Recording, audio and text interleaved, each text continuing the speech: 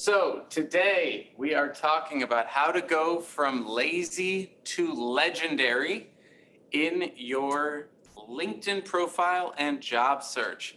We're going to be talking about the basics of the actual profile, as well as how to leverage it in order to connect with people, build your network, and find those jobs that we all want so badly. My name is Martin McGovern. I'm a career coach and the founder of careertherapy.com. I started my career in marketing and advertising and actually was a marketing and design major here at DePaul, major and minor. And over the years, I've been taking this really focused approach on how to communicate, how to market yourself, how to sell yourself, all the things we were talking about before we went live today, and merge that with the emotional blockers that get in the way of us actually executing on those ideas. So how do you bring those two things together? How do you communicate your value? How do you showcase your skills? How do you let people know what you can do? And then how do you actually get yourself confident enough in yourself to do all those things, right? It's pretty difficult. So yeah, I'm a former marketer and advertiser. I'm actually going to be a future therapist. I'll be going back to school in the fall. So any questions that come up around promotions or emotions, let me know and we'll dig into them. All right.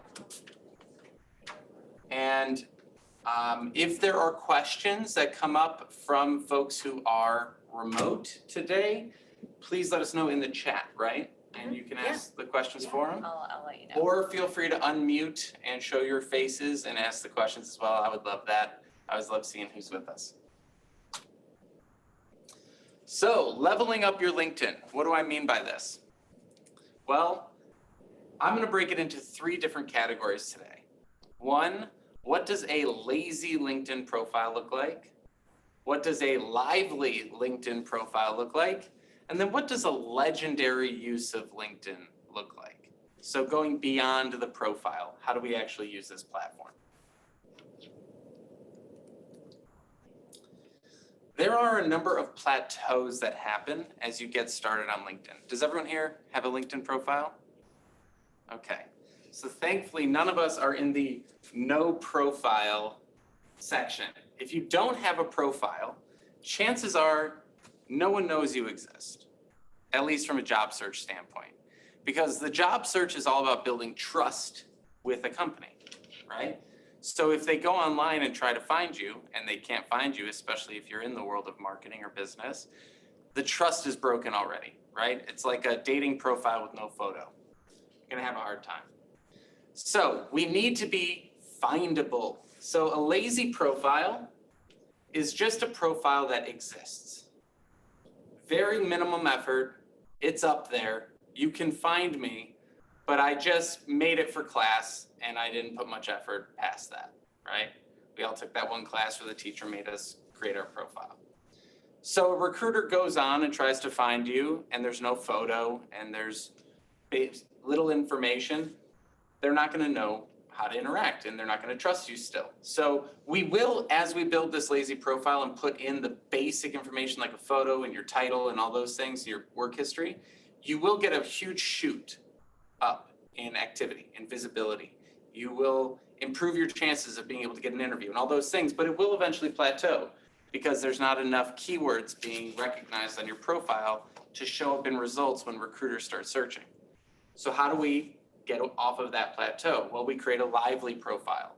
That's where we're filling out all the different aspects of the profile. We'll go over quite a few today, but honestly, they're adding things every day. So, there is kind of a diminishing returns on using every single thing on LinkedIn.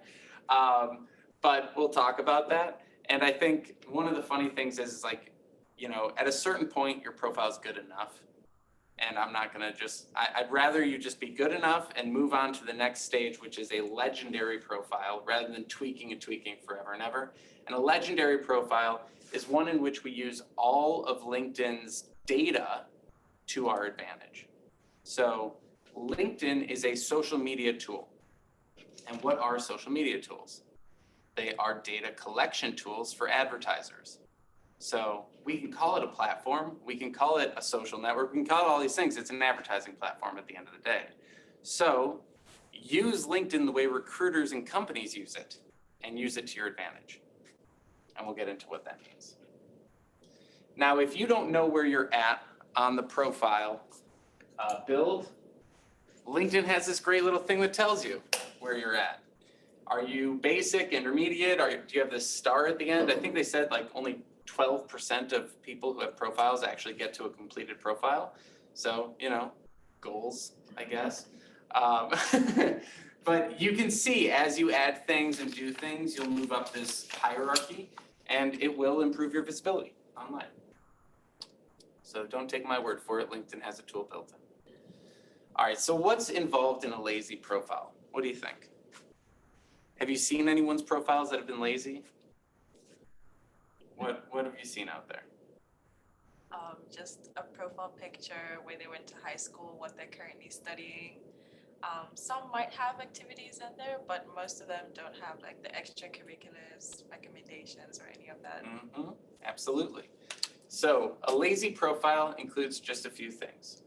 A profile photo, a profile banner, hopefully, but let's be real, a lazy one probably doesn't even have that, and a custom URL. So if you have no profile right now, or if you have less than what I have on this, let's at least get you to lazy, all right? I just want to get us to lazy. Lazy's good. You'll get a huge increase from lazy. If you have no profile picture, we're in really bad shape, all right? But if you have a profile picture, you'll increase your viewership by 14x, all right? Now, what should a profile picture look like on LinkedIn? This might be basic for folks, but hey, we are in the lazy section. What are the keys to a good profile picture?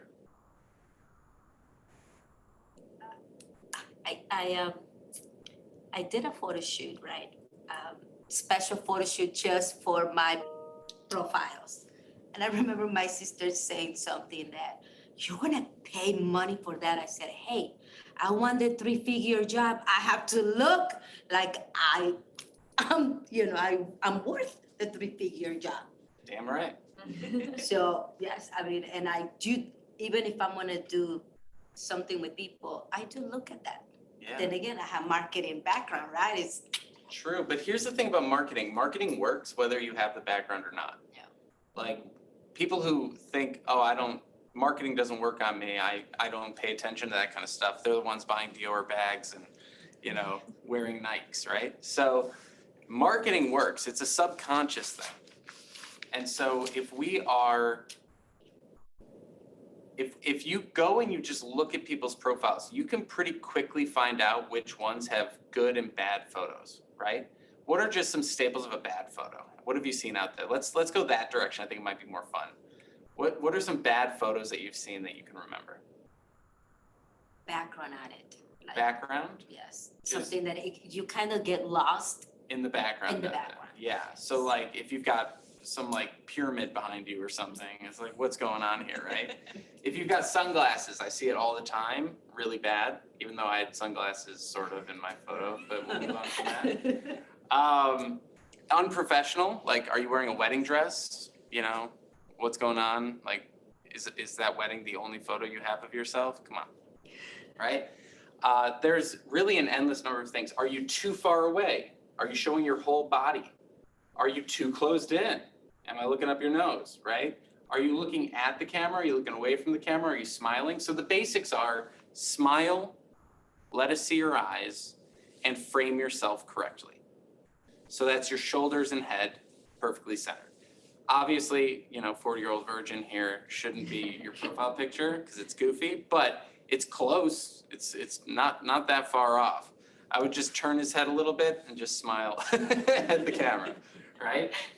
And there's a lot of things that you can do with your profile photo too to make it even more, make it pop even more. Some people will remove the background, right? Distracting backgrounds, remove the background and put in a solid color or put some sort of a highlight. Don't go crazy with this stuff though, because it can start looking cheesy real quick, right?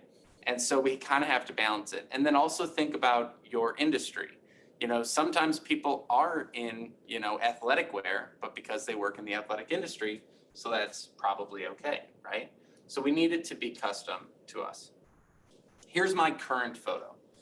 It's maybe not my best photo. It was probably taken at a dinner, and then I removed the background and put in a brand specific background that I use, and I use the tool Canva. Does everyone know what Canva is? Yeah, definitely check out Canva. You can remove backgrounds, you can put outlines. I've tried lots of different things, but simpler is typically better. Oh, sorry, I thought I was going to say something.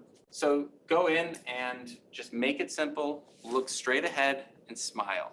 I think I had one where I was looking off to the side, and it doesn't build that trust as well as something where someone can see your eyes and connect. All right? You can even see I don't even have my glasses on in this photo. Now your profile banner. All right? A lot of people will choose the ones that LinkedIn automatically puts on your profile, and by choose I mean they didn't put up a profile banner, so it's just this empty banner. It looks like you have an incomplete profile, and as we know with marketing, if things look incomplete, it looks messy. It's like your shirt's halfway untucked in an interview, right? So we want to make sure that our banners look good. I love this cat. Don't use this cat. If you don't know what to put, you can click on LinkedIn's banner features, and they have a bunch of preset ones, cartoonish ones, activism ones, and then you can also make the decision on whether or not you want to be an activist on your profile. Some people like to do that, some people don't. Know how it will show up in your job search and your industry and things like that. But I typically just encourage people to keep it really simple. Go to Google, type in minimalist backgrounds, and just pick one you like. It's that simple. It's real easy. If you want to get fancy, say minimalist technology backgrounds or minimalist creative backgrounds, and you can make it a little bit, cooler. And then you can go a step further and really customize it to you. Again, canva.com, really great resource. I believe they even have a preset for LinkedIn banners.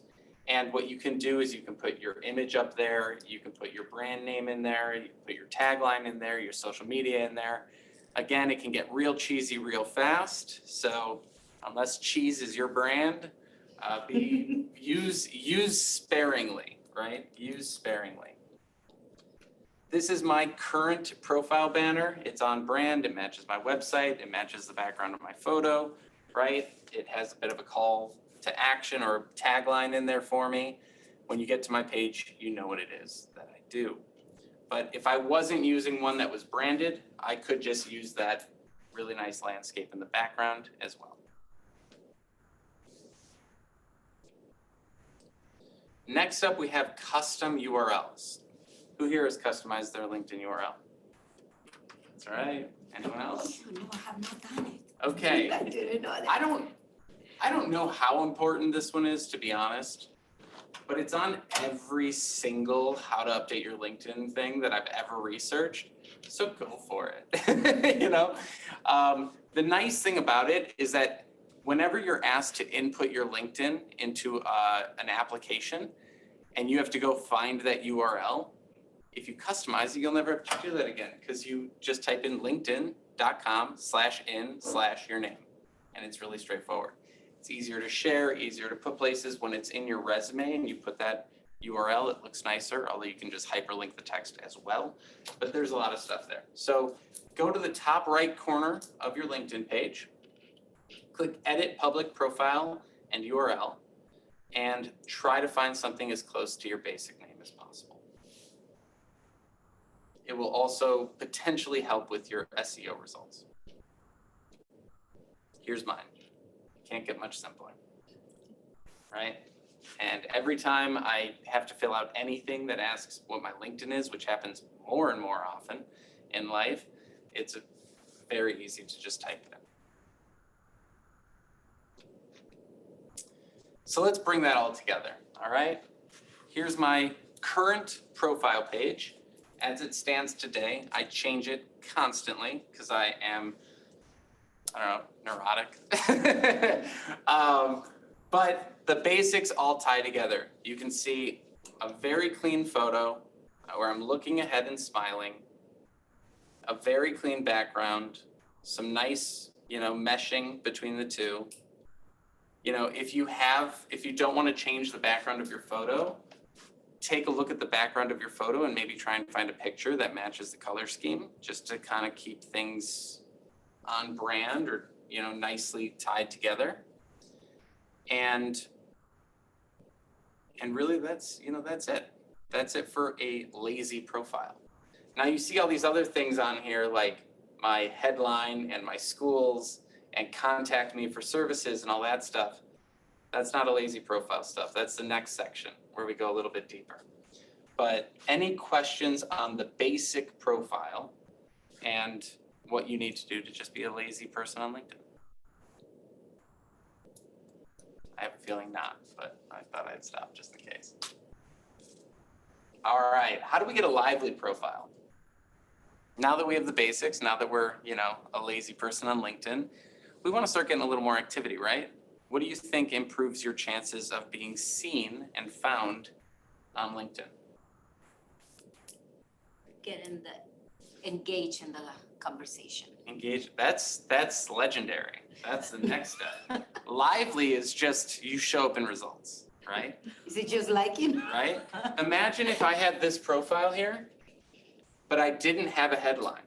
It didn't say I was a career coach, right? What's going to happen when someone types in career coach in the search bar to find people to work with? Well, first of all, I'd get a lot fewer advertising and crappy sales messages because, boy, they sure target. But I also wouldn't be found by the clients that I want to work with or the schools that I want to work with or any of the other things that I want to do or the recruiters that I want to find me. So the next thing we're going to do is we're going to stack your profile with the information that companies and recruiters need to see to trust that not only do you exist, a lazy profile just says, hey, I exist, but a lively profile says, I exist and I help in these ways. All right? A lively profile includes a headline, an about section, your experience and your education section, which we'll just kind of lump together here today, and most importantly, your skills section. I've talked to tons of recruiters about all the different sections of the profile, and these are the ones that they highlight as most important. There's a section where you can get recommendations from people, right? How important do you think that is? Actually, not that important. I've talked to a lot of recruiters, and to quote them specifically, they said, who can't get someone to say something nice about them? They don't trust it. I think, when I always look at, okay, who's talking about you? Is it a CEO? Is it, the title of the people that is there? You're a status. Status. You've got that down. I love it. But you think about it, I remember when they added the endorsements feature. Has anyone been getting endorsements? Have you seen endorsements? What do you think of endorsements? People endorse me for shit I've never done. I'm like, what are you talking about? I met you at one event and you're like, this dude's great at social media. I'm like, I suck at social media. I delete everything on my Instagram every 6 months because I'm embarrassed by it. So no, I'm not good at social media. I'm okay at branding, but there's all these things that we put so much effort into in the job search that don't actually have that big of an impact.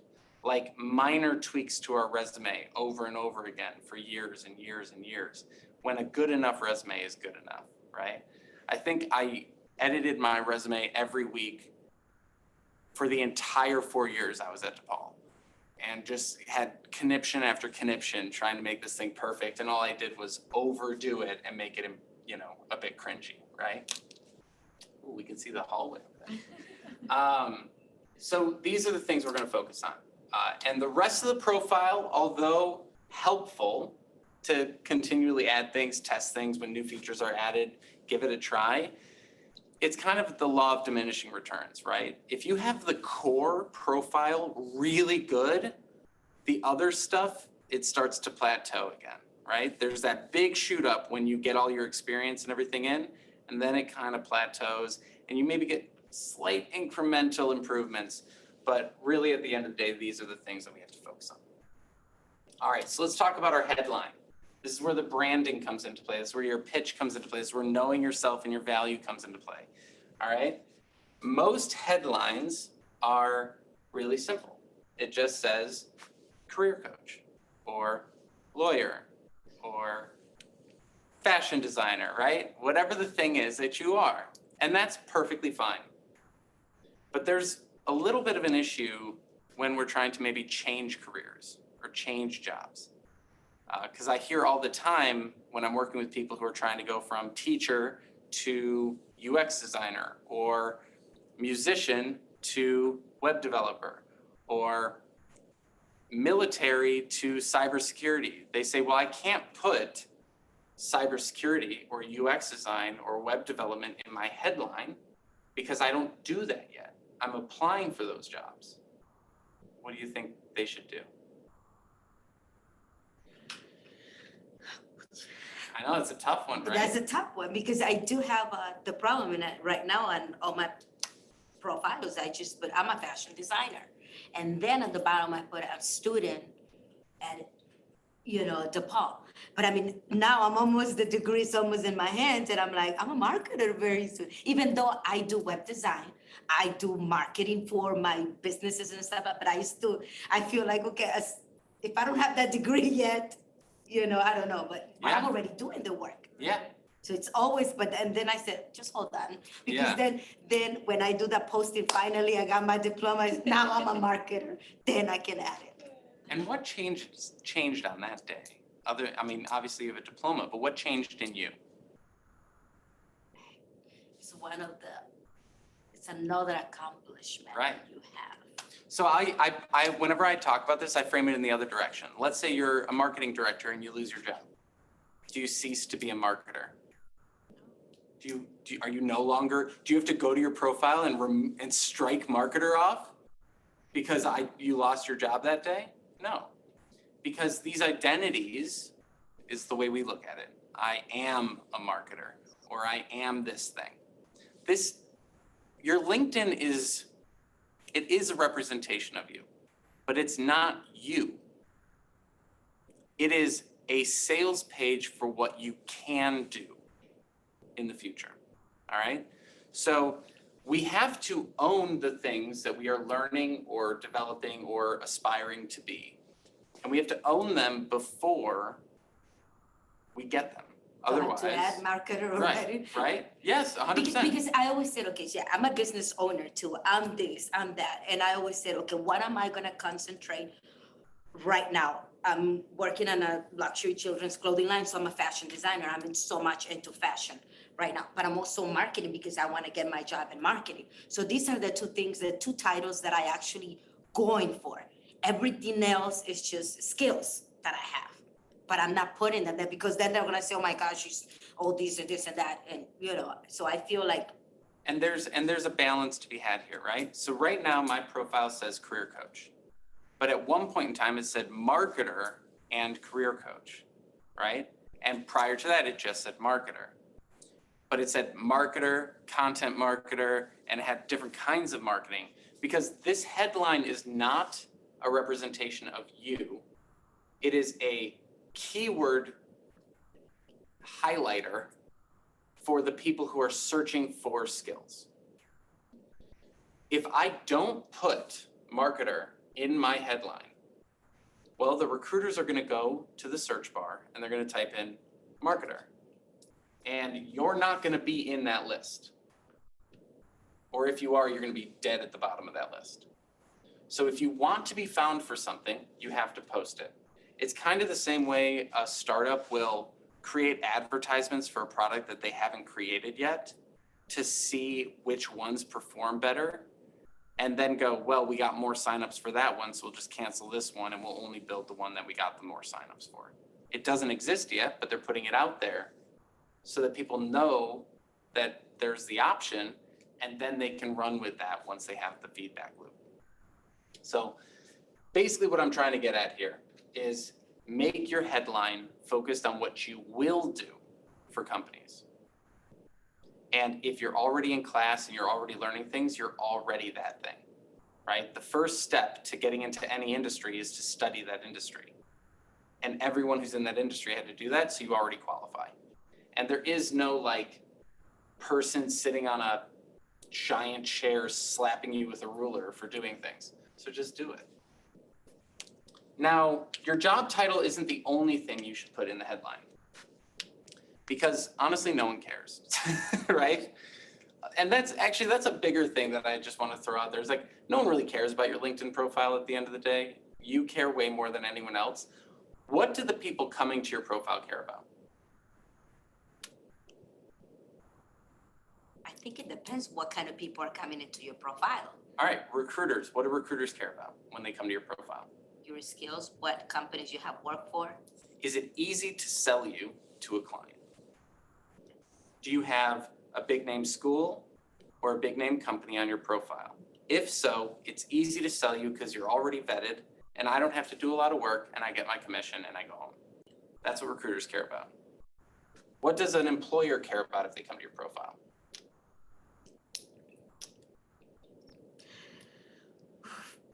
I mean, as an employer, when I was hiring people for my business, I would be looking at what you're posting, what you are. Potentially. Nadine Because said you're going to skill. represent my brand.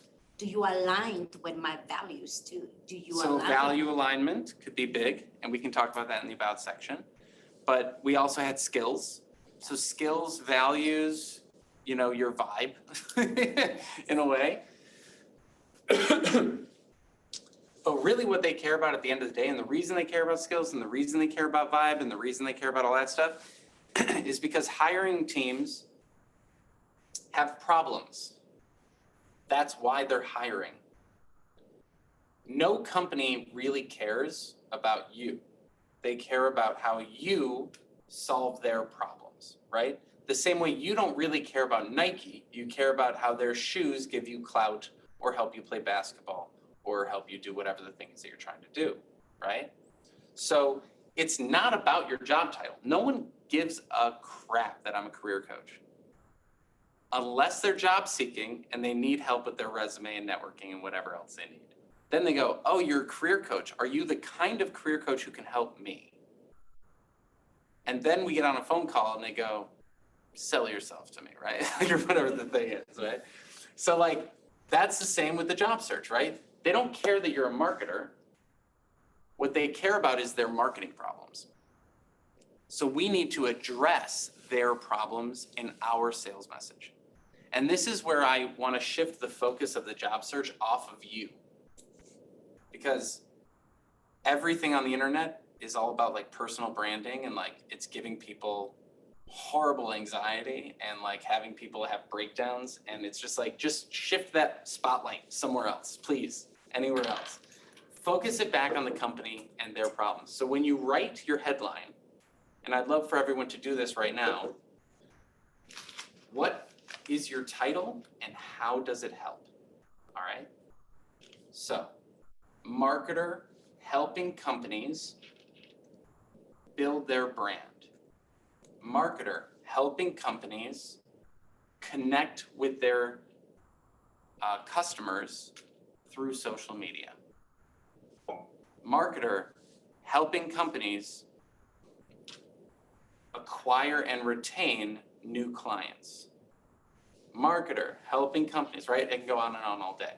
What is the area that you specialize in and how does it impact a business's bottom line? That's what we're trying to solve for here.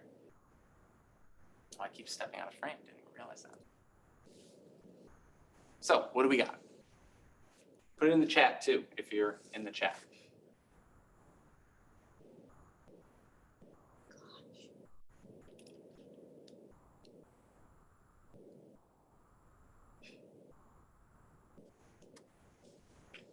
I have a question. Yeah. So given the what you said about how we're already learning about like how we're already learning new skills and we don't have to wait until we get our degrees to say that I can do this. Exactly.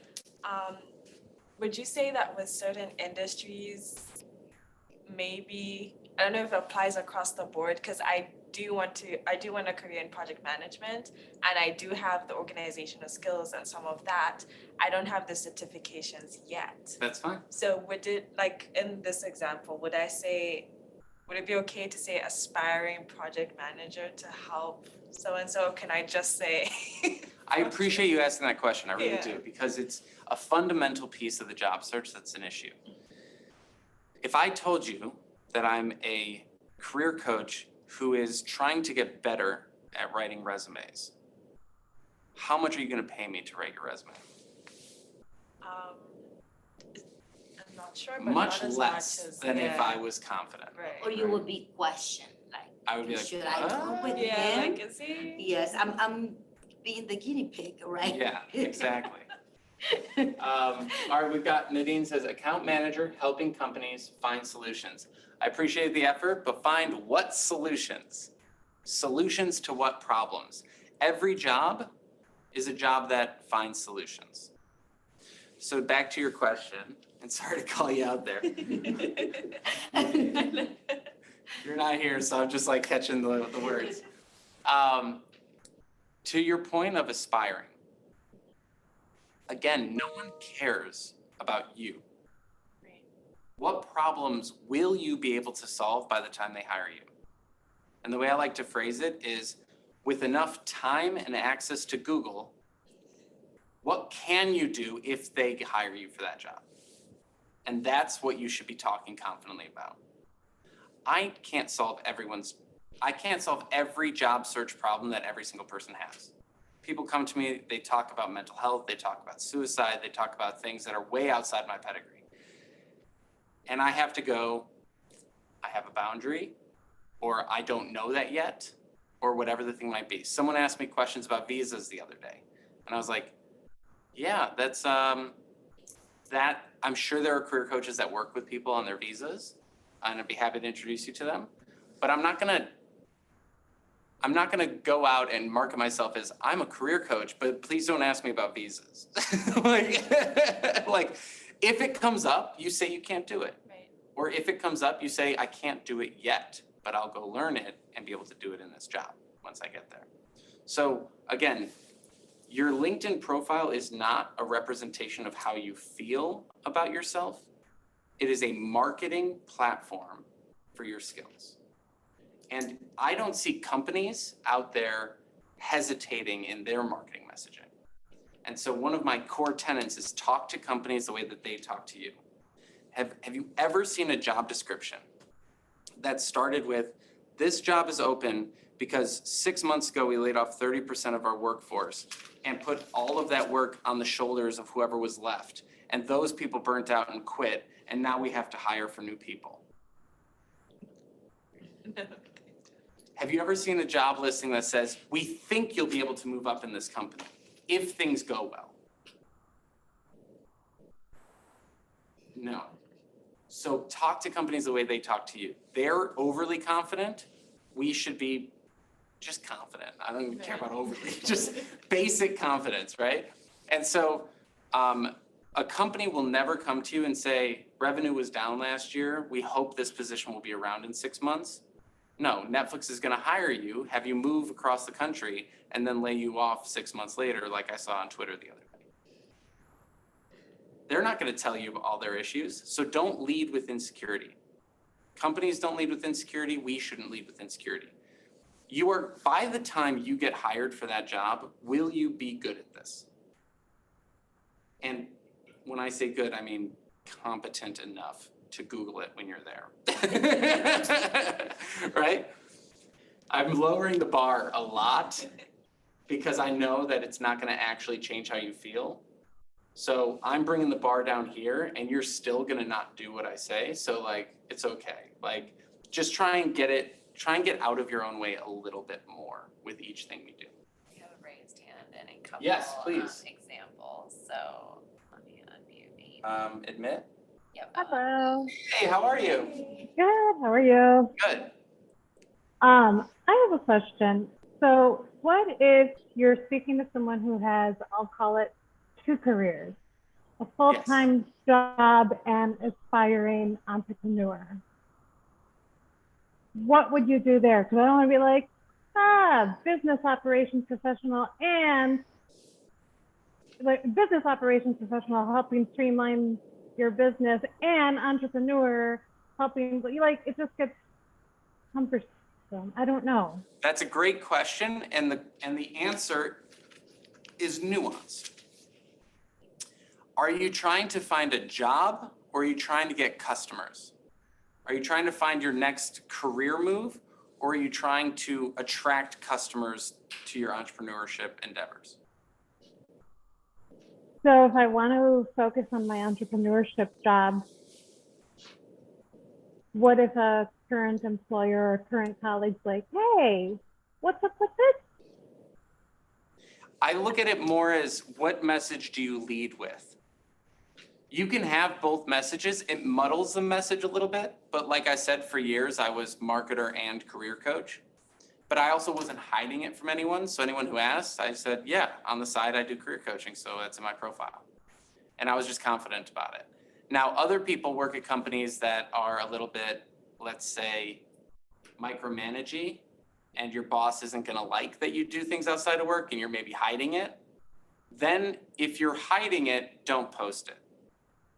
But if your boss is okay with that you do this stuff, and I would ask my boss, I'd be like, I do this stuff outside of work. Are you cool with that? And they'd be like, yeah, that actually sounds really exciting. And then I'm free to post it everywhere because I kind of have their blessing, let's say. But there's plenty of companies that say like, we don't want any of that stuff out there. We don't want to see that. And so it's nuanced because it really depends on your specific situation. If you don't want to put your entrepreneur stuff on, if you're not trying to sell through LinkedIn, then you don't necessarily have to have it on there. Whatever you put on LinkedIn is what you want other people to find you as. And if you so there's kind of three ways to think about it. Only put your current day job if you want no one to know about your entrepreneurship endeavors and you still want to move up in that career in some way, shape, or form. Put your entrepreneur stuff if you could care less about your day job and you're kind of already checking out and going the entrepreneurship route like I used to be. Or put them both in there if this is just a place for you to like track your history and your work. And it doesn't really matter if you're selling or moving up or anything. You're just like, I just want people to know this is what I do in case they come across my profile. So those would be the three ways I would tackle that. Does that help? Cool. Any follow-ups on that or anything I can clarify? All right. That's We have a question in the chat. Yes. If you can see it, or I can also. Okay. All right. So marketing program manager helping companies develop their go-to-market strategy and increase demand generation. Wonderful. Business analyst helping businesses reading meaning to data. I might be reading that wrong, but business analyst helping companies helping businesses utilize their data insights effectively would maybe be how I phrase that. Am I missing any here? There's one at the bottom.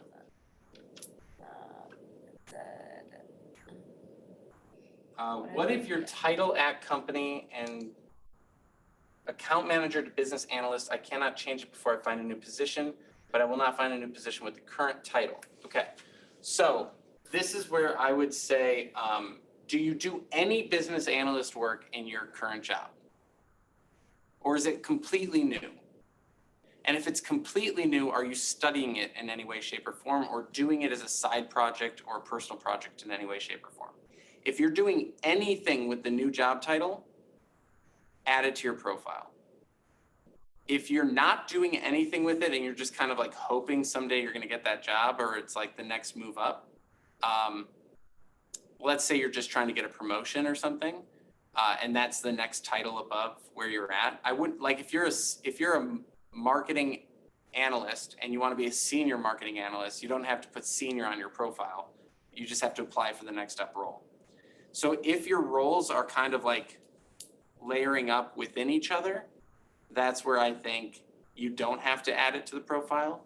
But if it's like a complete shift to another industry, you'll probably want to put it on there so that people know that you're trying to get into that new role. Like I said, going from teacher to UX designer, if everything on your profile is teacher, you'll never be seen by any tech recruiters. So you have to start putting UX stuff in there, otherwise you won't show up. I hope that answered the question. All right, this is one that, gets a little tricky and gets a little dicey. So use your best judgment, but also push your comfort zone. I'll leave it at that. Here's what mine looks like. Career coach helping job seekers change careers with confidence. I know that the thing that they lack is confidence. My company's called Career Therapy. It all ties together. I even have a little plug for my company at the end, right? And again, I change this quite often. This is what it currently is, but there's a lot of different ways to write this. We're just giving you the format and the template.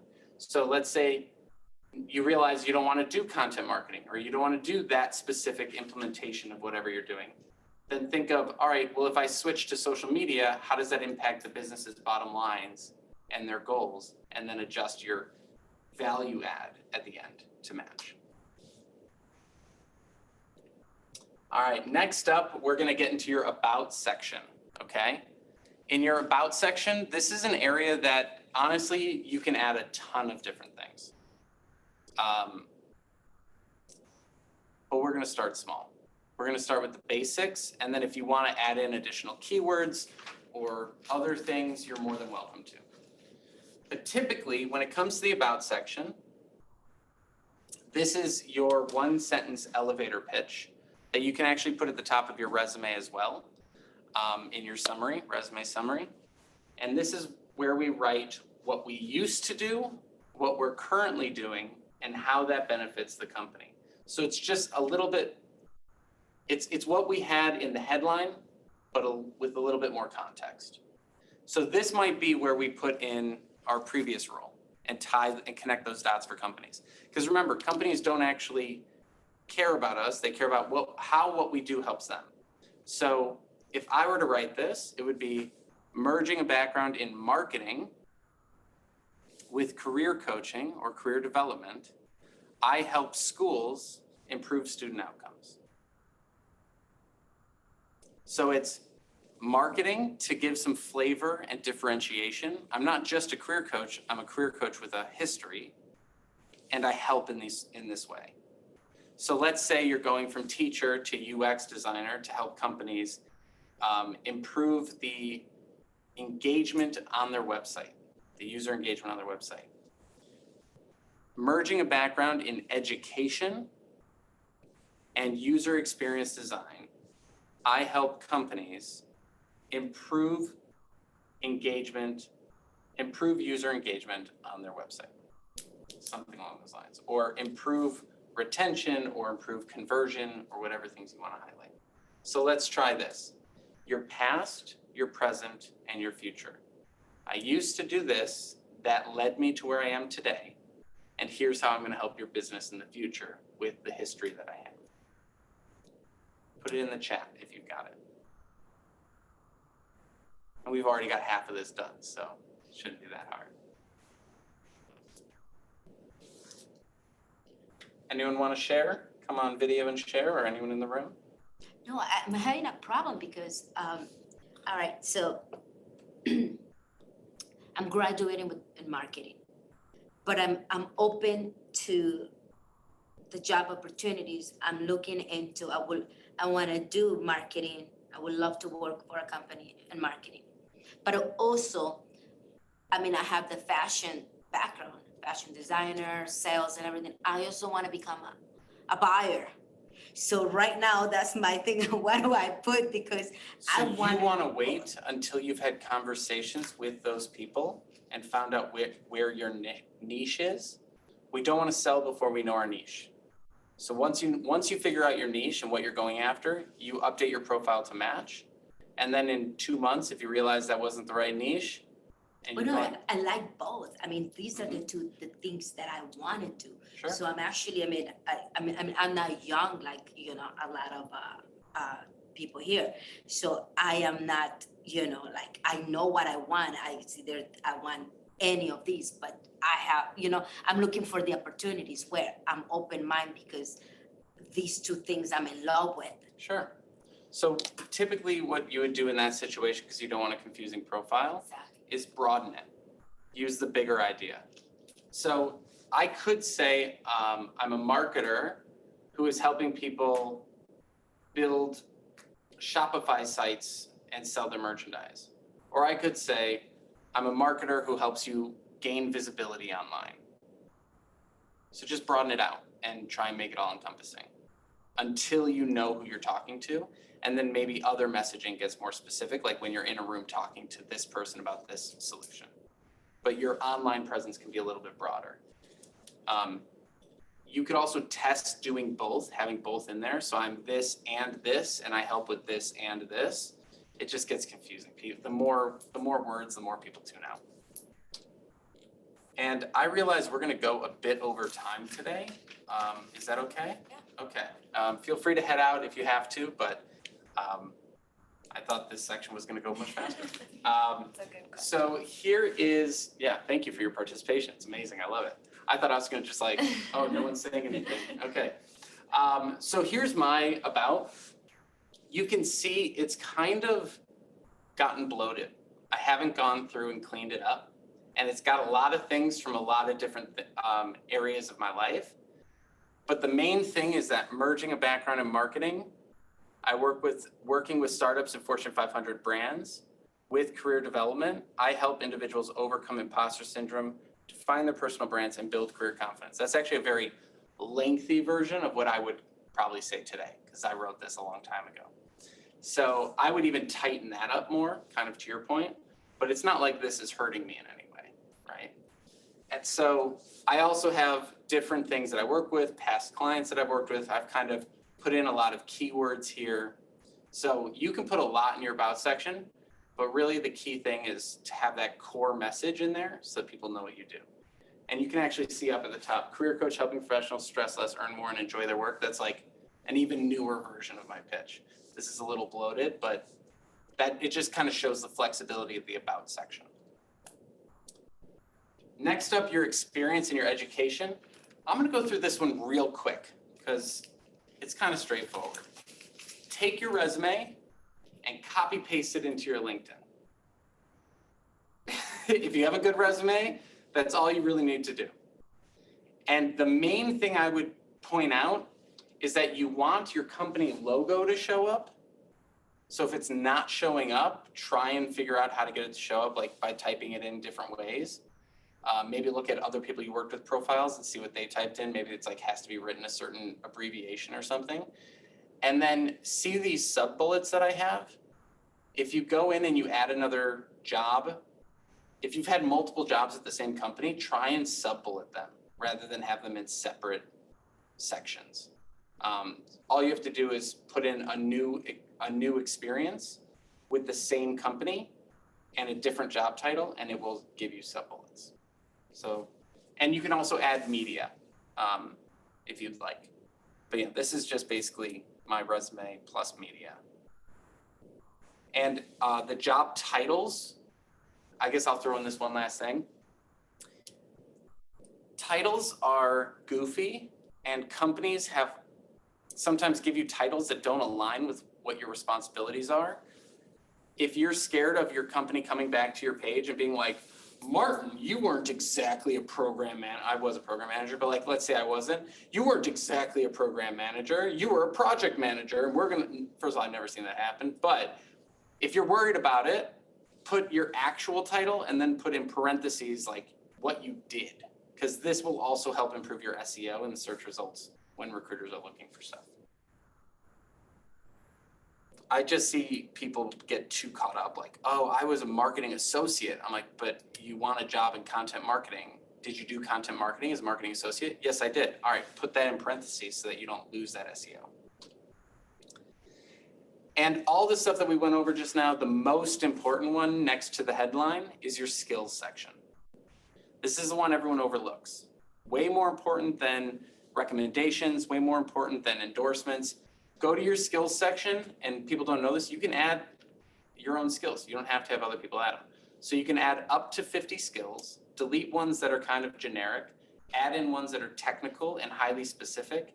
And the best way to figure out what things to put in that section is to Google whatever job you want and Google list of keywords for that job. So marketing associate keywords for resume. And you're gonna get a bunch of keywords. You might get a bunch of soft skill keywords, probably not as good. Soft skills should be shown in your bullets of your resume and your bullets in the experience section. It's a whole different thing, but I would focus on the technical skills because no one is searching for great communicator. They're searching for HubSpot. No one's searching for like good teammate. They're searching for Marketo or whatever the thing might be. So focus on the technical skills. And you can see here, you max out at 50 skills. I could probably go through and take out social media and digital marketing and all these things and replace them with career coaching specific ones, but my profile is so clogged up with stuff at this point, it doesn't really matter. I have so much in there. And here's what happens. So you had a lazy profile. Now you have, I forget what other L word I used, but hey, all right, we have a better profile. Thanks. And then your stats will go up, all right? Don't get too hung up on these stats and don't worry about who's looking at your profile. It doesn't matter. Unless you want to reach out to them and say, hey, but you will see your stats go up as you improve your SEO. Question. Yes. When do you should go into the premium paying link? You should only pay for premium if you are constantly being blocked by the website from doing things. So if you're trying to connect with people and it's like, you need premium to do that, or you're trying to send messages, like you need premium to send that message, or you're trying to do research and it says you can't see more than this many people because you don't have premium. If that's constantly happening to you, it means that you're using it enough to pay for it. But Okay. honestly, you probably don't need premium at the end of the day. I talked to someone who worked at LinkedIn. He's like, most of what you want to do on LinkedIn is available for free. So you probably don't need premium. I probably don't even need premium, but I'm paying for it. So stupid. All right, now let's get legendary. All right. Legendary is going beyond the profile. If you've done everything we've set up to this point, you have a good enough profile and everything else is gravy on top of that. You want to put recommendations in, you want to get endorsements, you want to put more media on there, you want to use that thing where you can say your name so people know how to pronounce it, or you want to put a video in the image or whatever the thing is, knock yourself out. It's probably not going to make that huge of a difference. These are incremental improvements at best. What will actually make a difference? This is where the rubber hits the road. This is kind of the crux of everything. You need to connect with people and you need to have conversations and you need to take it off of LinkedIn. All right.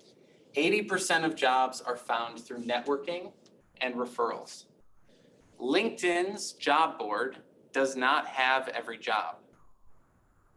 Most jobs are found through networking. The way companies hire, they go, who in our company can do this so we don't have to pay anyone anything?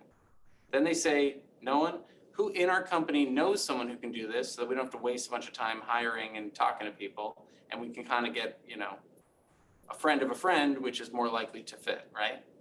If they can't find anyone through that, and they do pay their employees to do that, so definitely network because people are incentivized to network with you. Then they go, let's talk to recruiters. Then they go, let's go to the job boards. So the job boards tend to be the most competitive things, and a lot of the best roles are already filled.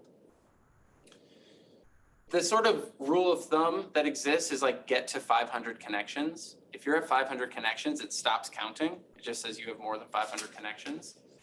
And if you have 500 connections, you can basically see anyone's profile on the platform because you're within 3 connections from pretty much anyone. They say like don't go over like a few thousand connections. I don't know. I'm at 7,600, so who knows what you're supposed to do. But as long as you are working your way towards 500, I wouldn't go home tonight and try and connect with 500 people. But like just as you come across interesting people, add them. Start with past colleagues, then type in the job title you wish you had and start connecting with people who have that job title. I just did this. I want to be a therapist someday. So I just went and connected with like 100 therapists because I want my news feed to change. It used to be marketing and it took years for it to become career coaching, and that is exhausting. And now I want it to be all about mental health. And so I'm connecting with people who are sharing things about mental health so that my profile will show me more of that stuff, and then I can share that and be part of the conversation. And then influencers, right? Who's big in your industry? Guy Kawasaki? I don't know. Connect with people who are writing articles, sharing things so that it's easier for you to like and share and, you know, promote yourself on the platform, on the social aspect of the platform. All right?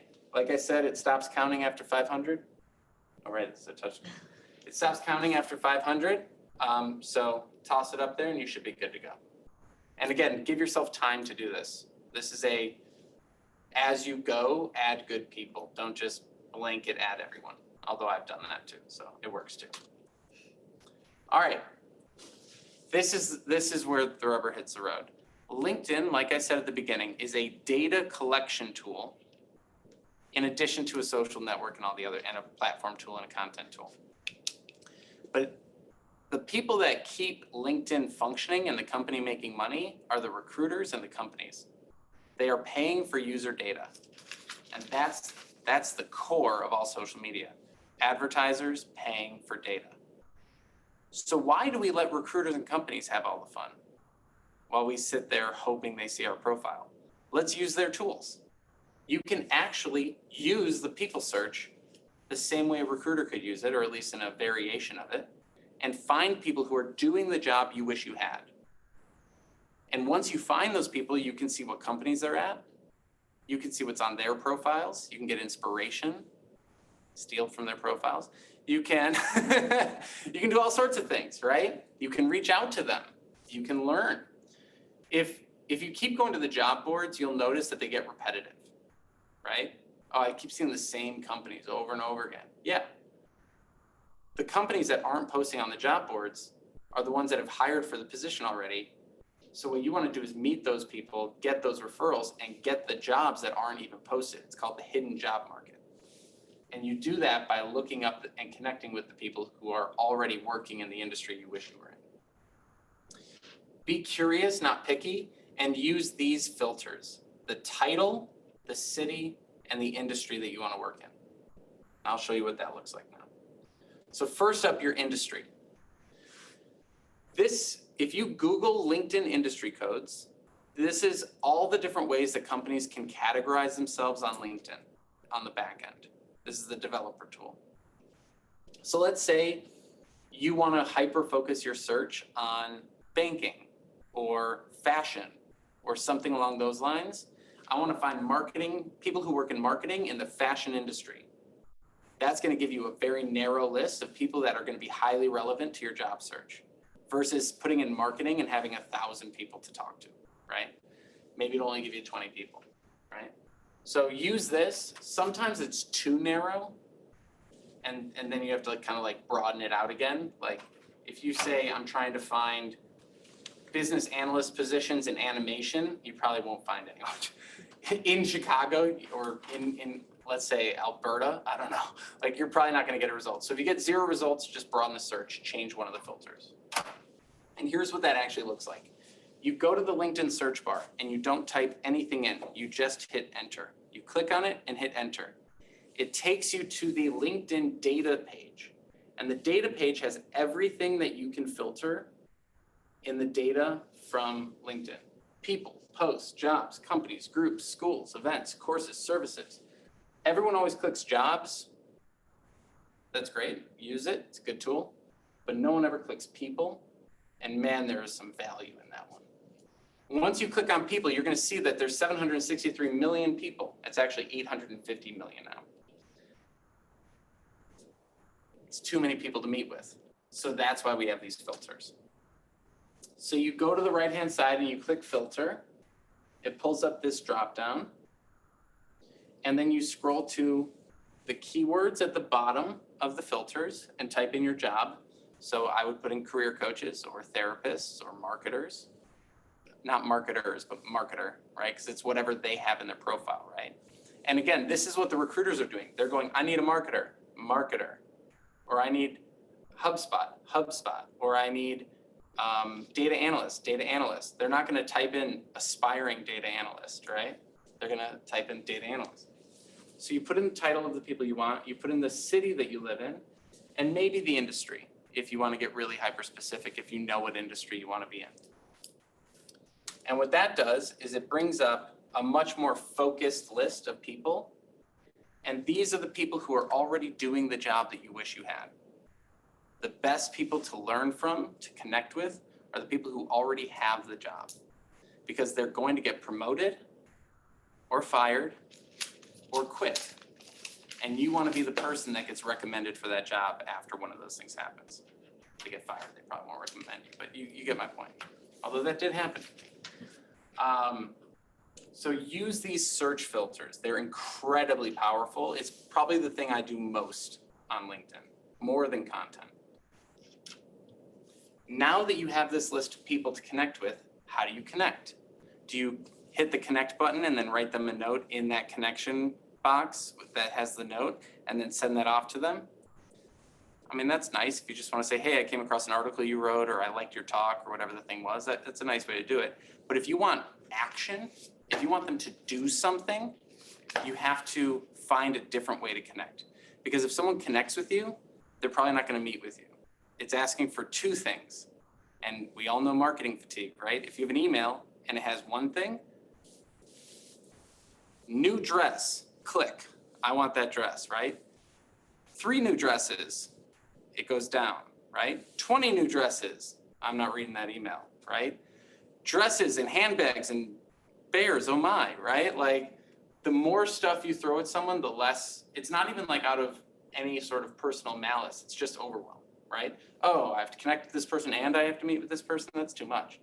So what I do is you find out where they work, and this gets very sales and marketing.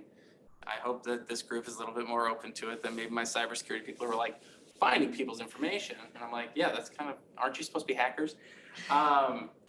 What we want to do is we want to get off of LinkedIn now. Download a tool called Clearbit Connect. You could also use hunter.io or find that email, but I find Clearbit Connect to be very useful. This is what it looks like. Once you install it on Chrome, it shows up in your Gmail, and it shows up as this little icon on the right-hand side. You click on it, it brings the shelf over. You click Find Emails. You type in the company that you want to connect with people at. It'll show up in the list. You click on the company. It shows you all the employees in that company whose emails they have. Then you click on the person that you want to connect with, and you have their email. And then you send them an email asking to have coffee or a virtual coffee or whatever it is that you want to do, the call to action. If they don't show up in this list, which a lot of people don't, because it is just a data collection tool, you can guess their email from everyone else's emails in the list. So if everyone in the list is first name, last name at google.com, you can be pretty certain that it's going to be that. If there's like a bunch of variations, try a few. The worst case scenario is it bounces back and then you try a different one. Worst case scenario, you can't find them, you move on to the next person in your list of 80 people that you're going to reach out to. All right, so this is like real inside baseball. But what do you say once you get their email? You have a panic attack. It's scary to email people, right?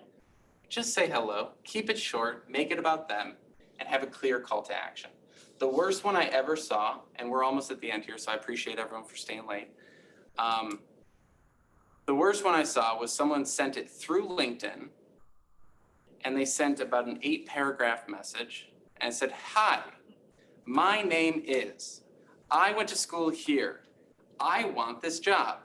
I would like you to get me it. Would you get me this job? Here is my resume.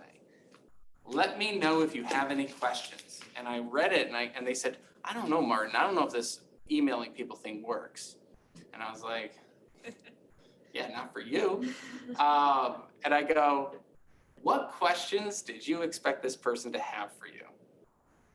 I'm like, first of all, I'm your career coach and I don't want to look at your resume. You wrote the damn thing and you don't want to look at your resume, right? No one wants to look at a resume. Don't send it until they ask for it.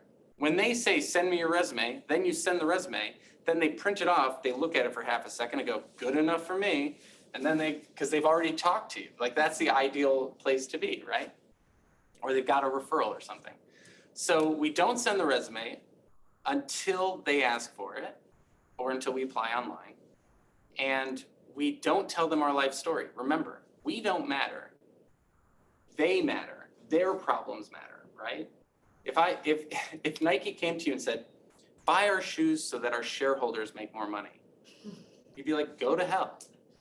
But instead they go, do you like running? And you're like, I do like running. And they're like, do your shoes ever hurt?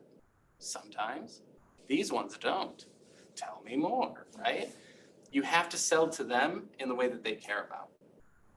So here's what it can look like. Subject, free for coffee, real casual. Free for a virtual coffee, if you want to do it virtually, right? I think I sent one that said career coach chat.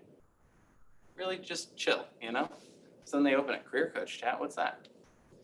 Hello name.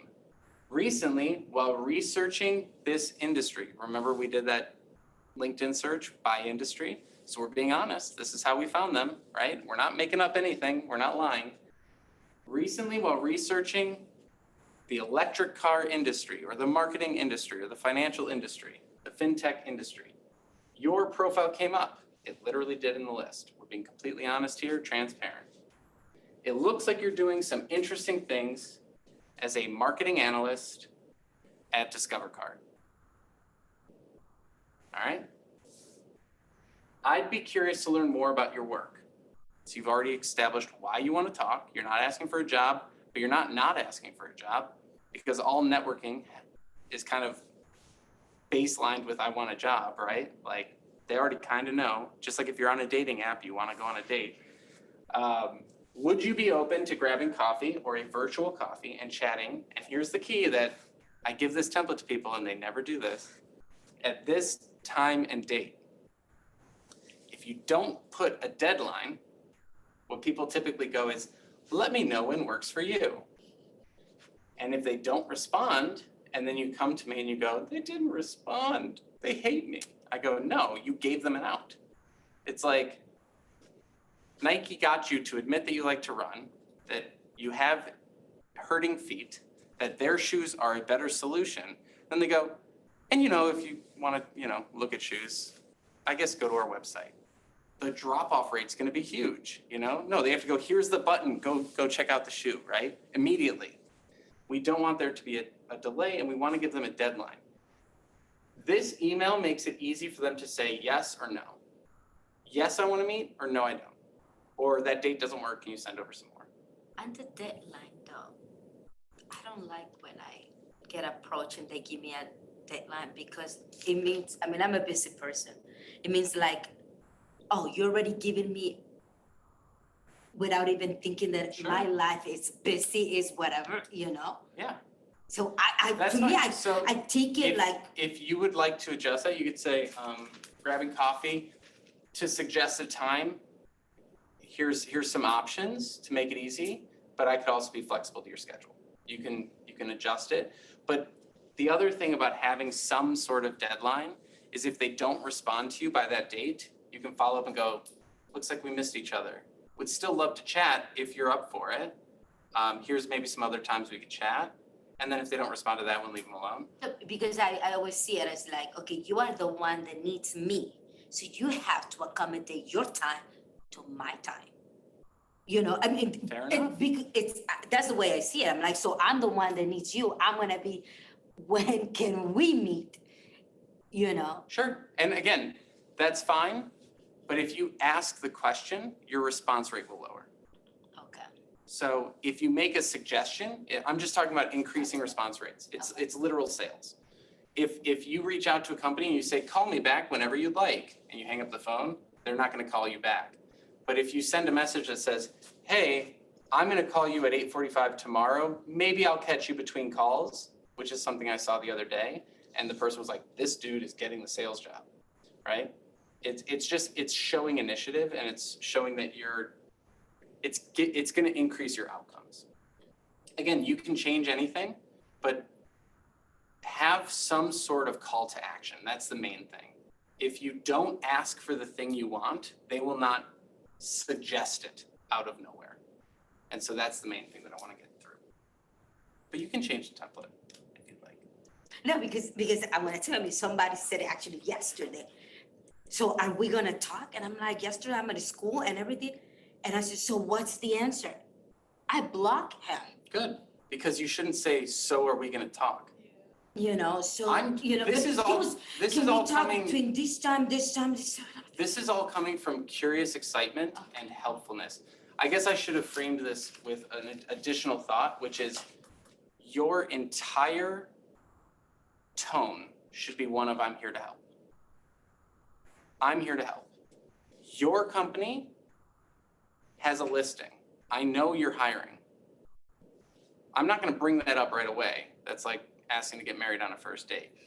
So I'm going to ask if I can learn about your company because I want to help your company because my skills, the only reason you're going to get hired is if your skills make the company more money than they pay you or save them more money than they pay you. So no company is ever doing anything out of altruism. When someone says, I just need a company to give me a chance, I go, no company will ever give you a chance. It's a capitalistic society. They are hiring you to make them better. And if you don't have the confidence to say, I will make your company better, they're not going to hire you. Because how are you going to ask for $70,000 if you don't believe you're worth $70,000? And I don't mean you personally, because I don't like to tie salary and self-worth. But I just mean, if this job doesn't deserve, if you think you deserve this job and this job makes the company enough money to garner a $70,000 salary, then you deserve a $70,000 salary to do that job. And so just trying to kind of, we're here to help. And let's say, I can actually give an example. I met with someone when I was at Leo Burnett, when I was an undergrad, and he couldn't help me at the time. He couldn't help me get a job, but he tried. 6 years later, I sent him a thank you note because I was like, hey, remember the time I got hot chocolate at Starbucks because I didn't know what coffee was? And he's like, no, I don't, but okay. And I was like, I was so embarrassed. Thanks for meeting with me. It was really great. And then we met up again, and I ended up coaching him and helping him change careers. So it's like, you might not be able to bring value right now, but if you have a helpful mindset, you will bring value 6 years from now, or you'll connect them with someone else in your network, and then they'll get a job, and everyone improves, right? So that's kind of the ethos there. And you can expect about a 40% response rate from these, right? Not everyone loves to network. We don't want to talk to people that don't like to network. We also don't want to talk to people who, well, I guess I had someone, one person sent out their message and got a negative response one time. And the negative response was, take me off your email list. And they were like shaking. They're like, this person yelled at me. And I was like, okay, do you have an email list? And they're like, no, it was a personal email. And I go, then you're good. This person's going to forget who you are by next week. And they're like, oh, okay. And do you want to talk to a person that responds that way? You don't. Here's who you want to talk to. People that are so extroverted, they can't stop talking, like my yoga teacher the other night. People who have been helped in the past through networking and want to pass it on. People who are incentivized by their company to bring in internal referrals so they can get bonuses. I got a job once because someone wanted to go to Hawaii. She said, if you quit before I get my bonus, I'm going to be pissed. Let them have their own reasons to meet you. You don't have to come up with those reasons. You just have to ask for the time. And not everyone has time for coffee, and that's perfectly fine too. You don't want to bother people who don't have time to meet with you. And if they say, I can't meet for coffee, you can say, that's cool. I hope we can just keep in touch, via LinkedIn and just comment on their stuff in the future and be kind about it. It's all about kind helpfulness. And if you're, more driven or a salesperson, maybe you take it to the next level. All right, now the info interview. This is kind of that last piece. Once you actually secure the coffee, what do you talk about? Well, that's for another presentation. So if you want to chat about that, let me know. I'm happy to help out. But what you need to do is schedule your meeting, ask great questions, ask them if they would be willing to pass along your resume in the future, and then set an alert on the LinkedIn profile for that company so that when the job pops up, you're the first one notified. You reach out to the person you met at the company. They say, oh yeah, I said I would do that. And now you're at the top of the list. That actually happened to me once. I got an alert for a career coaching job. It was posted 10 minutes earlier. It showed me people I knew at the company. I met someone who worked there 5 years earlier at a networking event. I said, hey, I just saw this alert pop up that you're looking for a career coach. Thought I'd reach out and just learn a little bit more. Would you like to chat?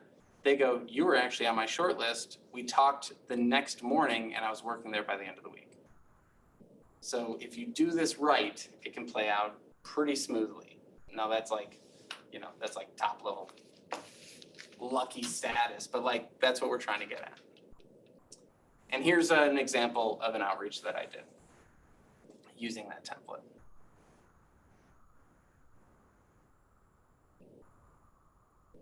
And there's more to their email, but the screenshot couldn't get any more. All right, so if you need any help, let me know, or follow me and connect with me on LinkedIn. And I also have a podcast and stuff, but you can all find that wherever you go.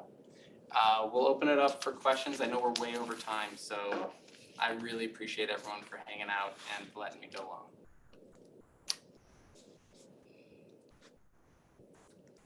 Any questions in the chat or anything? Yep, feel free to unmute. That was great. I have another question. Yeah. So, sorry, I'm clearly between do I want another job or do I want to focus on entrepreneurship? Sure. But let's say I am looking for another job, and I already see an interesting post and I want to apply. Do you apply and then start getting some informational interviews, or are you it's too late by that point? Just keep them in mind for next time. Right. So this is where it's an art, not a science. All right.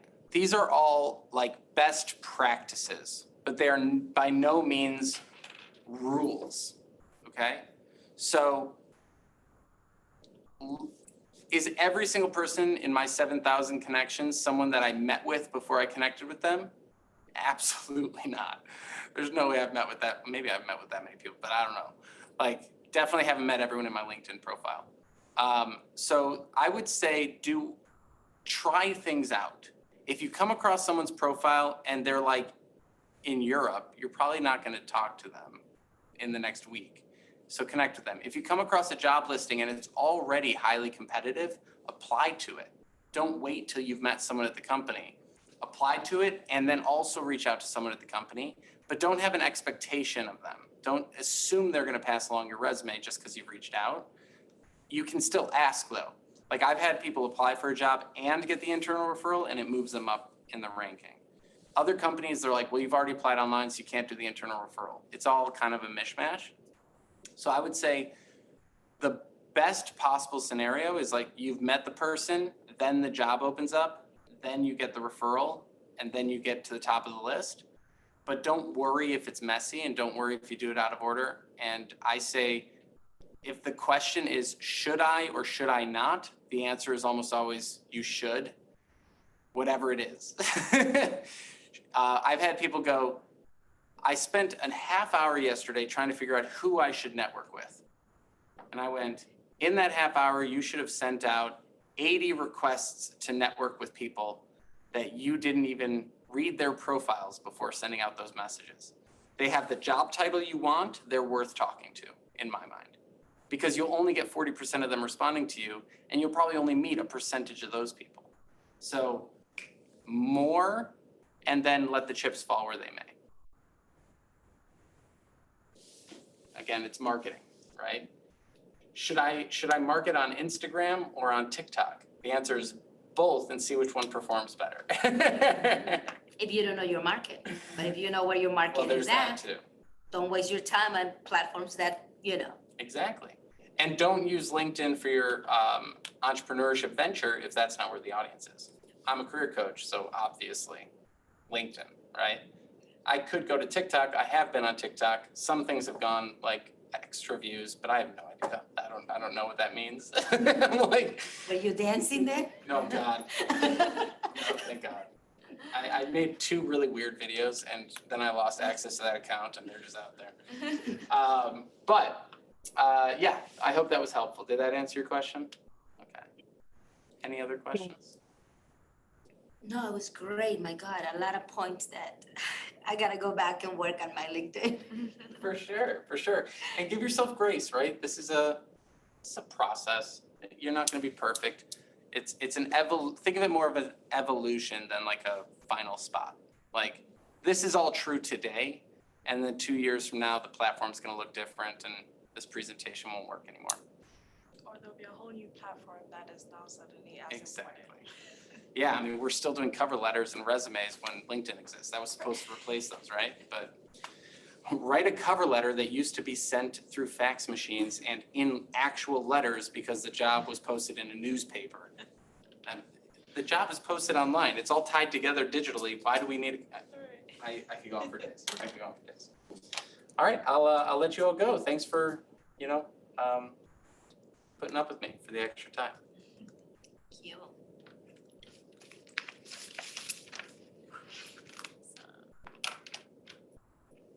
Should I end it or shall I? I'll end it once people sign off. Okay. I usually go a minute or 2, but thank you guys for coming. Thank I you. really appreciate Thank you it. so much. You guys were very engaged. I It's really always appreciate fun. that, yeah. Would have totally finished it in an hour if you Yeah, it's all. engaged here. So I'll take it. I'll take an extra half hour for a good conversation. You're right, yeah, that's true. It's very helpful, because I feel like, especially today's generation, it's very overwhelming with how much of a digital presence almost everyone is required to have, or that it's just easier as well. But it's also very overwhelming because everything is just everywhere. This person now has access to you through Yeah. WhatsApp, through